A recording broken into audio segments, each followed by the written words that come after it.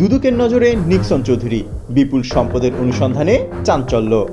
আমরা জোয়ার বাটার দেশের মানুষ, আমরা কালকে কি হয় আজকে ভুলে যাই।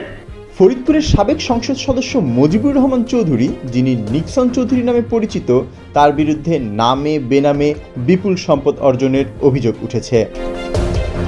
সাবেক প্রধানমন্ত্রী শেখ হাসিনার আত্মীয়তার সুবাদে ক্ষমতার প্রভাব খাটিয়ে এলাকা জুড়ে ত্রাসের রাজনীতি করেন তিনি।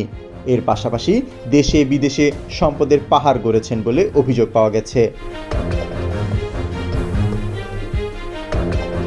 নিক্সনের বিরুদ্ধে দুর্নীতি দমন কমিশন দুদক ইতোমধ্যে অনুসন্ধানে নেমেছে।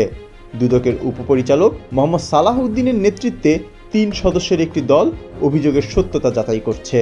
এরই মধ্যে বাংলাদেশ ব্যাংক, দেশের ৯১টি ব্যাংক ও আর্থিক প্রতিষ্ঠান, রাজুক, জাতীয় রাজস্ব বোর্ড সহ শতাধিক প্রতিষ্ঠানে চিঠি পাঠিয়ে নথি তলব করা হয়েছে।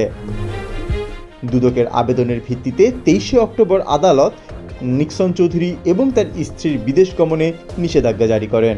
৫ই আগস্ট আওয়ামী সরকারের পতনের পর থেকেই তিনি পলাতক, যদিও বিভিন্ন সূত্রে জানা গেছে তিনি এরই মধ্যে দেশ ত্যাগ করেছেন।